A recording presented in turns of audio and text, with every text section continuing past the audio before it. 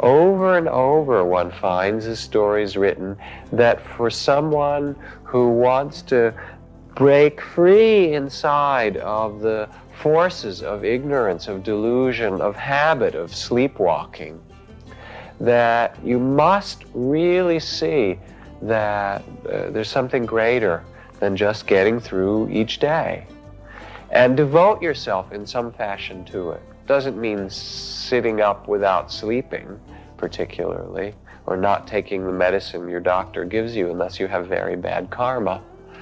But finding something in yourself, finding a place in your being, in your heart, that really wants to understand what life and death is about, or that wants to live in a different way. And letting that be the source of your inspiration, that be the source of your guidance.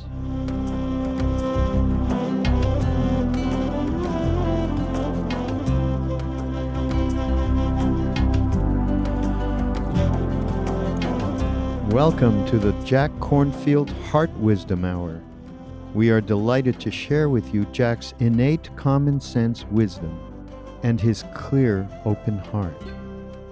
If you are interested in supporting Jack's podcast, go to BeHereNowNetwork.com/Jack.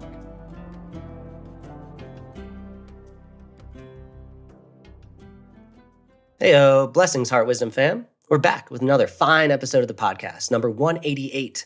This is once again Ganesh Braymuller, Jack's media manager, content specialist, and maca sipping elephant, here to welcome you into a special story time episode with Jack. In this really unique session, beaming in from Spirit Rock in March 1986, Jack tells two transformational ancient Buddhist Dharma stories. The first is the Leela of an enlightened blind monk and a doctor, and the next focuses on Buddha's past life as a lion living on an island with an elephant friend. As with all story-focused teachings, you can feel free to take them as truth, but another useful scope is to see them through the lens of myth. Rather than focusing on the reality of these Dharma-steeped tales, I invite you to have them wash over the soil of your being like a soft spring rain, allowing your roots to soak up whatever tidbits will help you along your path. Having your own intuition be the filter for what works and what doesn't. And either way, this is a truly fun episode just to sit back, relax, and allow your imagination to color in Jack's captivating and magical stories. I got a quote for y'all. So, in this episode, Jack is stated saying, "For someone who wants to break free inside of the forces of ignorance, delusion, habit, and sleepwalking, you must really see that there's something greater than just getting through each day, and devote yourself to it in some fashion. Find a place in yourself, in your being, your heart, that really wants to understand what life and death is about, that wants to live in a different way. Let that be the source of your inspiration, the source of your guidance." So based around those quotes, I want to ask you, the listener, as I ask myself, what is your source of inspiration? What is your unique fuel to freedom? It's so easy to fall into our daily habits and get locked into the daily grind, these personal cycles of samsara, which truly entrap us. And since these are truly entrenching cycles, we need reminders to wake us up. Why do you think Ram Dass's namesake book of this network, Be Here Now, has the word remember written around every edge of the cover? My take is because this is a game of hide and seek with presence, with guru, with loving awareness, whatever you want to call it. So, amidst this cyclical whirlpool of habit that we find ourselves in, allow these stories to be the siren song of mindful remembrance. But before sparking this story time, let's dive into some events. If you want to connect with Jack, this is the way. June 3rd, open the book of your life to the awakened heart, an invitation to love, presented by Spirit Rock and featuring meditation stories and dialogue on illuminating your own inner gifts of love, gratitude, forgiveness, and the heart. On June 12th, turn the page to the Power of Awareness online course. This time around, Jack and Tara, along with two celebrated senior teachers, Devin Barry and Conda Mason, have evolved the deeply regarded course to offer new training with a deepened commitment to engaged spiritual practice, equity, and cultural sensitivity. This is an opportunity you do not want to skip the page on. As always, a great part of the ongoing modern Dharma story is Tara and Jack's brainchild for finding digital spiritual community, Cloud Sangha, who just opened 2 new Jack Kornfield focus groups, Loving Kindness and Buddhist Wisdom. Find your digital spiritual community at cloudsangha.co/Jack Kornfield. And finally, open a new chapter in your life with Jack's amazing array of online courses and classes, as well as other exceptional offerings like Dharma talks, meditations, and articles over on the new jackkornfield.com. So, our Wisdom fam, there it is. Let's jump into some ancient Buddhist Dharma stories, retold for modern times by the luminous Jack Kornfield. This is once again Ganesh Bremiller sending you a love that I truly hope permeates every aspect of your existence. Namaste. Tonight being the last day of the month, I thought to take some time for questions and kind of open topics. But before that, I wanted to tell 2 stories, or maybe 3, we'll see in time, which rather than being my own personal stories, as last week, are quite traditional stories from ancient Buddhist time, and actually probably from before, even though they're Buddhist stories.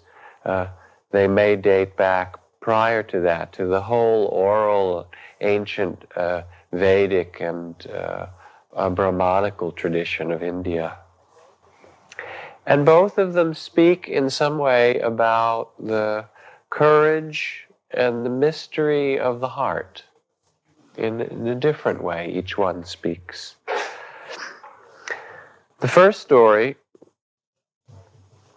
I tell because we were studying it in a small study group that I lead for new Vipassana teachers. Concerns a man who was born in India during the time of the Buddha and whose parents later died. And this man lived in a relatively prosperous situation, was fulfilled in those ways, had a nice house and nice circumstances. But after the death of his parents, found that life was not quite the same as it had been before for him. And he got touched by their death in a way that made him want to understand the mystery of life and death, and not just to go on being a prosperous merchant or whatever his particular occupation was. He'd heard the Buddha teach, and so he went to the forest and he asked permission to ordain, and he left behind his wealth to other member of his family, his brother. He took a teacher for the appropriate first 5 years to learn how to be a monk and to live properly. And then he went to the Buddha again and he said, all right, I understand how to live as a monk. I live simply. My virtue and my way of life is well established. Now give me a meditation practice that will lead me to enlightenment, where I'll really be freed. And so the Buddha gave him a meditation practice not very different from what we've been doing here, working with the breath and the sensations of the body and mind, and really paying attention in a way that we can see how we get caught and trapped by them, and how we can be liberated from one moment to another in little things and in very deep things. So he went off to a forest to practice near a village where he could go for his alms food. And he resolved to himself, I'm really going to do it. I've nothing else in my life that matters at this point. I've given away all my things. I've ordained. If I can't do this fully, what did I come here for? So for the Rains retreat, for the 3 months that he was to practice, he resolved not to lie down. He was just going to sit and walk. And even if he slept, he would sleep sitting up. An austerity that's not generally recommended for people, mind you. But in any case, that was his kind of courage and resolve. So he did, and as he did so, his eyes got dust in them as he walked in and out of the village, and they started to tear. And there was one village doctor who noticed it and said, let me help you. Here is some ointment that you can put on, some drops. But in order to put them on, you have to lie down. Well, he went through a little bit of struggle with the doctor, and he wouldn't say anything about sitting up because he was trying to be modest about it all. And he took the medicine, but his eyes weren't getting any better, and the doctor said, "Do you put the medicine in?" And he said, "Yes." And the doctor said, "Well, do you lie down for the half an hour?" And the monk was silent, and the doctor knew that he wasn't doing that. And he said, "Well, then please don't tell anyone that I've treated you, because you're not following my prescription and it's not getting better." So the monk bowed and he went back. And he sat there and he said, "What's more important to me, my eyesight or the realization of enlightenment?" And in this, you know how those old stories go. He said, "What really matters is liberation, is realization. I don't care what the doctor says. I'm just going to sit here." So he did. Day and night he practiced. And as in all good old stories, at the end of the 3 months, he was enlightened. However, also at that time, through not taking the medicine properly, he lost his eyesight. And he became blind. And eventually, through a whole series of events, he found his way, he was guided back to the monastery of the Buddha, and was given a cottage as an elder and an enlightened teacher. And he would go out on his walking meditation, and because he couldn't see, he had a little hut, and people would bring him food, and he had a little walking path, he would sometimes step on the insects, on the little ants and things that were crawling on the ground. And people came up to the Buddha, lay followers, and they said, "What kind of enlightenment is this? This man is supposed to be enlightened, and his heart is supposed to be open and pure, and yet we see him walking back and forth killing these insects. You can't kill if you're enlightened." And then the Buddha explained. He said that he told the lay people that the man was blind. And in being blind, when he went out for a walk, even though he accidentally killed the little insects, he didn't do so out of volition. He didn't do it on purpose. It was an accident. And therefore, it was not based on any aversion or any unskillful states in his heart. The Buddha told this story, this is the first part of it, as a way to begin to illustrate the law of karma and the power of our heart, of our volition, in creating events for us. So someone raised their hand after the Buddha said, well, he's enlightened, but he's blind, and since it's not his volition that makes him kill the insects, he's not really doing any conscious harm to beings. Someone raised their hand, they said, well, how is it that this guy ended up becoming enlightened and blind at the same time? It's a very strange thing to happen. Why did it happen to this man? And so the Buddha continued with the story. And he said, a long time ago in the city of Benares, many lifetimes ago, there was a young woman who was born into a rather poor family. And as she grew up, married, had 2 children, her eyesight began to deteriorate. And finally it started to get quite bad, and she went to a well-known, prosperous doctor in Benares. And she said, please, I have very little money, but my eyesight is going bad. I have 2 children. Please, can you heal me? If you do so, if you can cure me, I will become your servant. I will be your slave. I will do anything for you. And I will also offer the labor and assistance of my children to you for this. So the doctor received her, and he mixed up the right kind of roots and herbs and medicine and gave it to her. And she took it home and she put it in her eyes, and in fact, it began to cure her. She got better and better each day she used the medicine. And finally, after due time, 10 days later, the doctor had asked her to come back, and she returned.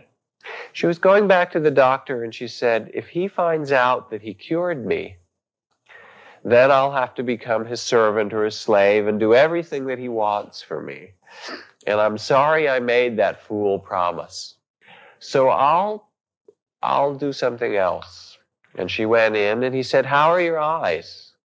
And she said, oh, since I put the ointment on, they've been worse, and they sting, and they hurt, and they burn, and I don't know what to do. I'm just going to go blind, and I just can't help it, and I'll just go home, and I won't be coming back. And the doctor looked into her eyes and looked at her and realized that she was lying.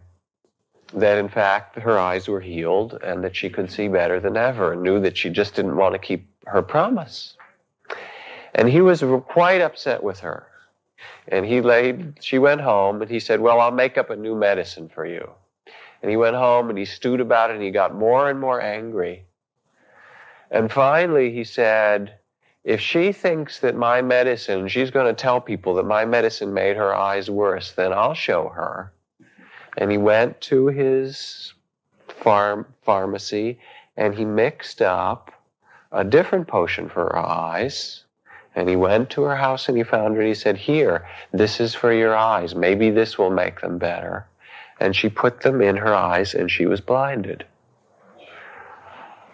It's kind of like a Greek myth, this story, a very powerful kind of tragedy to it.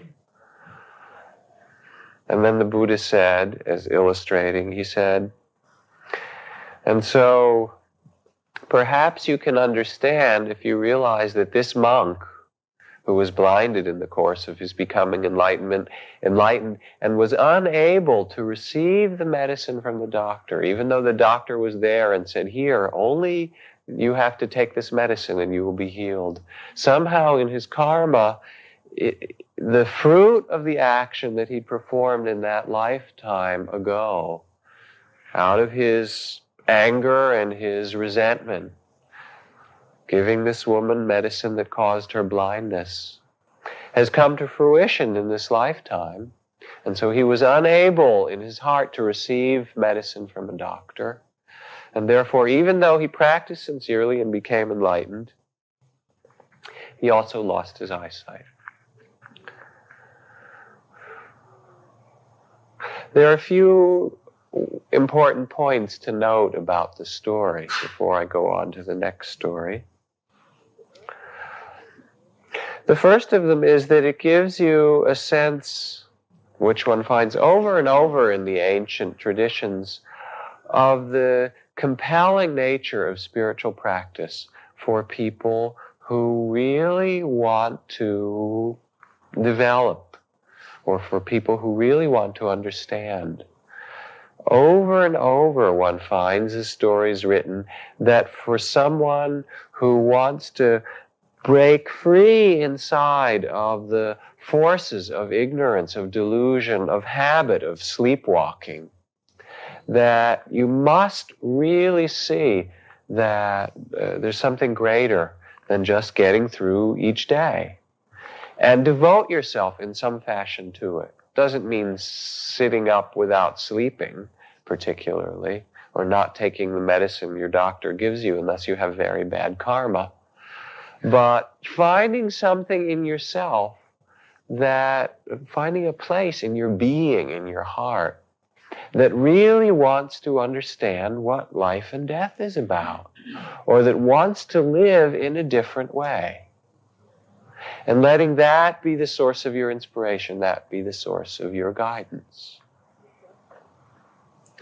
A second and very important illustration from the story about the old blind monk is that karma, and actually it's two words in Sanskrit, karma, vipaka. Karma means action, and vipaka means result. Karma is based on volition, or to put it more simply and more importantly, karma is based on the heart. It's not so important what you do.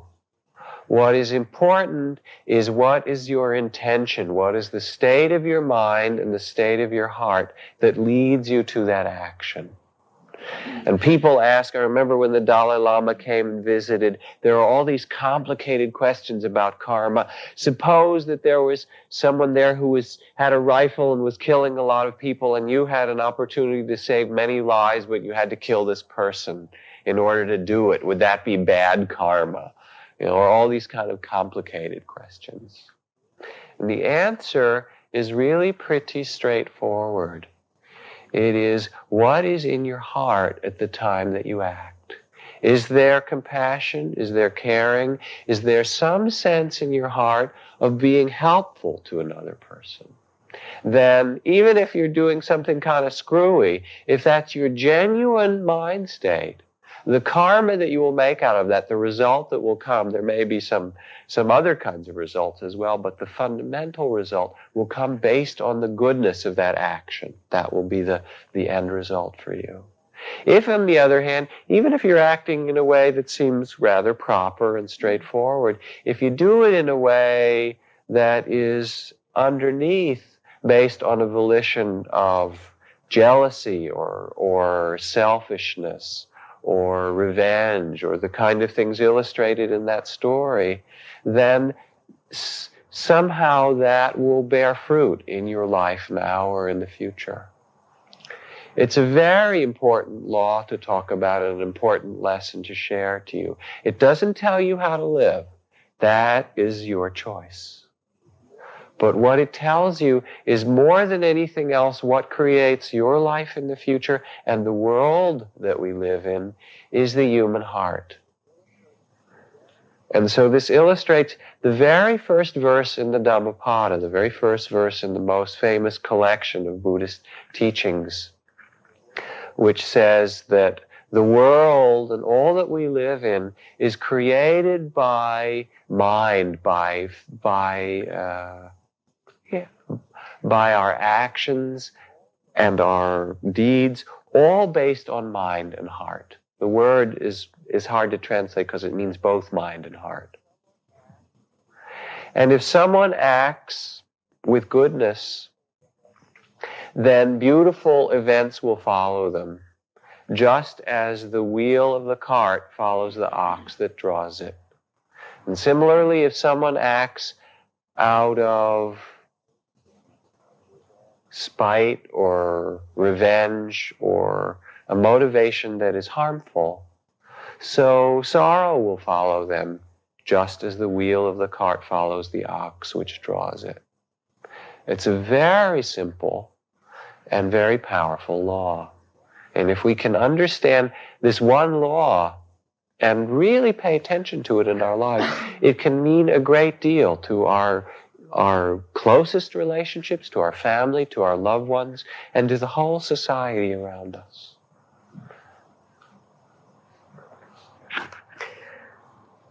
Second story. These are old Buddhist stories tonight, as I said. These are from the Jataka tales, which are the stories about the past lives of the Buddha before he became a Buddha.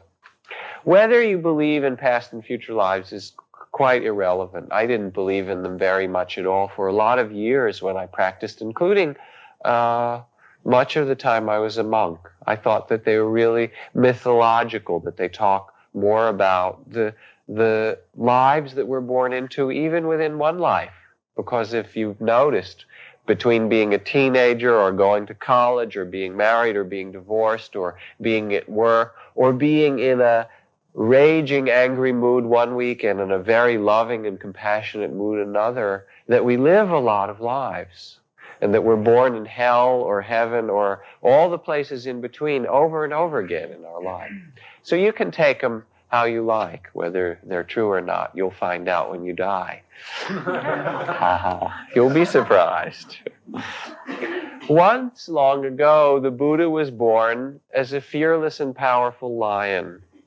He lived on an island, and there he freely roamed the jungles of this large island, and with his teeth and claws took whatever prey he chose, as was appropriate for a lion. This lion had one close friend, a great bull elephant. These two powerful animals often got together to talk. Sometimes they traveled together, exploring the caves and the mountains, and they respected one another.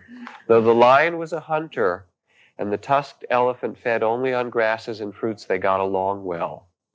The lion's snarling, coughing roar and the elephant's bold trumpeting both sounded the same note of fearlessness. One day the lion and the elephant were walking at the jungle's edge not far from the seashore. The lion lifted his heavy golden head and sniffed the salty air, listening to the gulls and the breakers, and suddenly he heard desperate cries, the terror-stricken screams of men who are facing a violent death. With a roar, the lion leapt forward, his heart racing fiercely, and called for his friend the elephant to follow. They raced on the sandy beach, kicking up clouds of sand, elephant racing along behind, listening to the agonizing cries. And they reached the final ridge overlooking the breakers, and there below them was a group of shipwrecked seamen running frantically like herded sheep. Behind them was a monstrous sea serpent, which had come out of the sea and dashed their ship. It had big scales and green eyes and fangs. And the lion and the elephant looked at each other, and they cried with one voice, "Let us help them." The lion leaped on the elephant's back, and steadying himself with his claws, he lashed his tail and roared, and the elephant trumpeted mightily, and they went into battle. The serpent looked up, and with a long hiss released the merchants. Its head rose in the air, and it coiled out of the sea and struck toward the elephant and the lion. There was a long, terrible battle of roaring and hissing, the serpent and the elephant trumpeting, and all of the seamen ran into the jungle and threw themselves down on the ground, covering their ears with their hands, as if the world were coming to an end. Great clouds of blinding sand were thrown into the sky, and screeches. It took several hours. All of a sudden, the sounds of the battle ceased and the air cleared. Only the ocean rolled in again, and the merchants and the seamen on the ship peeked out from the jungle, fearfully. There on the beach lay the body of the serpent, crushed and bloody. It was torn and dead. There, too, nearby lay the two fearless friends, the great lion and the mighty elephant, alive but dying. The serpent's venom had done its deadly work. So the merchants went down and they built a great pyre on the beach. And on it, with all honors, they placed the body of the lion and the elephant. They did the prayers. They did the traditional pujas. And then they wondered, as they prayed and thanked these animals, why it was that those two animals came to save them. They wondered, why did two such powerful beasts give up their own lives for us? This is a story that was told by the Buddha to his monks. And still today we wonder, he said, for even if one spoke for 1,000 years with 1,000 mouths, or if one wrote in 1,000 books with 1,000 hands, one could still never begin to explain or exhaust the mystery of compassion. So there was no answer.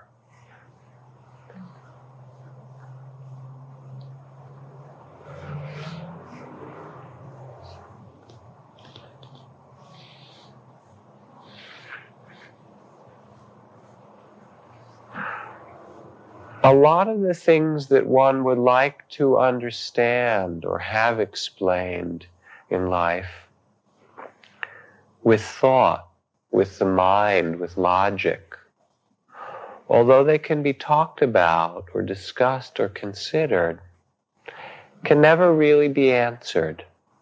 Not in that way. You can't answer what is love with your thoughts.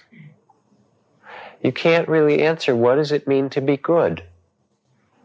And I don't mean good in a moralistic sense, but I mean, what is goodness in the heart? What does it mean to live according to the universal laws of karma, to understand them? It's not something one can figure out in the intellect. Something that really has to be felt and appreciated and touched somewhere in our heart. And so when we undertake a spiritual practice, when we come to sit and meditate here or at home or do a retreat or whatever,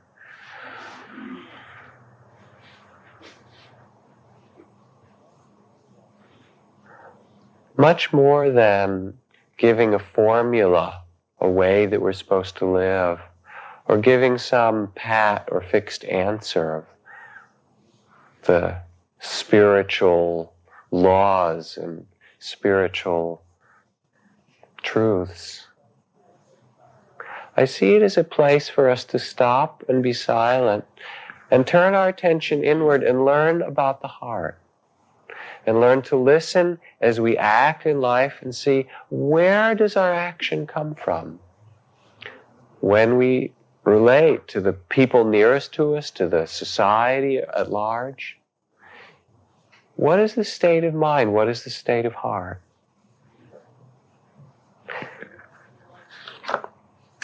The men and women in whom Tao act without impediment, this is from Zhuangzi, harm no other beings by their actions, yet they do not think of themselves as kind or gentle.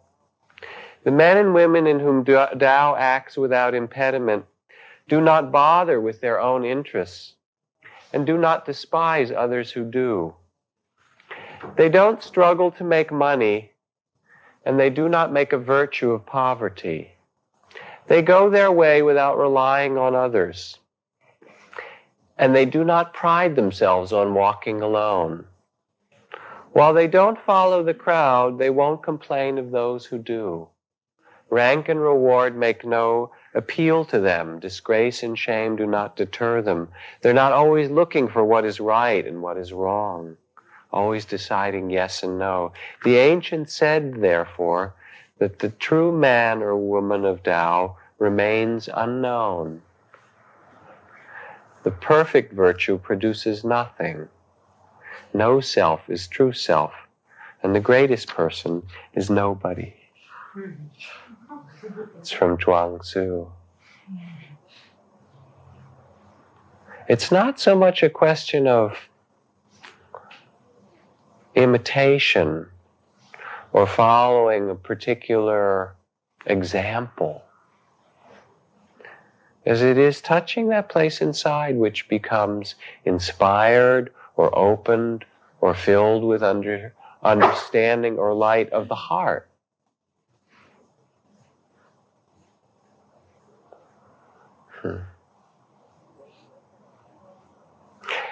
When we look at our actions in our life according to the principle of karma, we also see at times that things are mixed.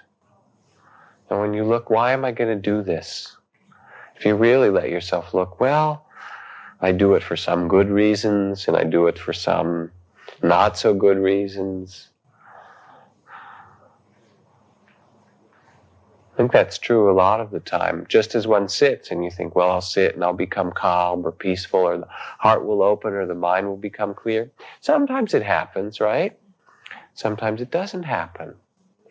Sometimes it's kind of mixed. You may have a period where it's like that and then filled again with worries or concerns or plans or fears. It's not something that you can figure out so well with the mind. In the actions that seem complicated and you can't tell, be quiet for a little while. Just take time to be a little silent. Listen and see if you can hear underneath that, what do I really care about? What do I really want to do? The answer will come. In the sitting, it's the same. It may seem confused or turbulent or difficult to pay attention to. As soon as you notice that it's that way already, you're halfway out of it. The out of it doesn't mean it goes away. But the minute you notice it, you become conscious and you say, oh, that's just the mind again. The mind always does that, or very often. And then you listen and say, all right, what's underneath there? What's going on, really? Where am I? And you settle back for a moment, really to be here in this body, in your heart.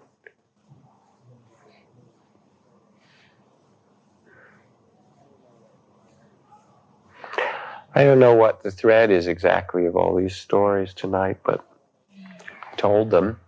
Anyone want to make any suggestions for further things to discuss tonight, or questions or comments of any kind? Let's take some time for that, please.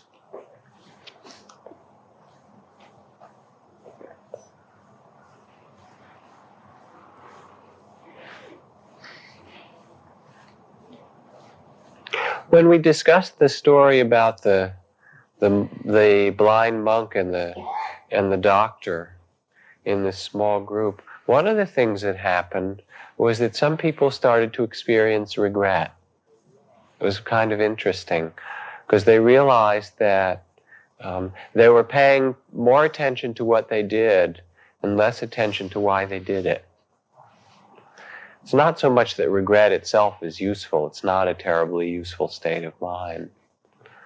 But it just kind of awakened people to say, well, maybe I should pay a little bit more attention to what the heart is saying, to what the source of words, the source of thoughts, the source of action is, than to actually what I do.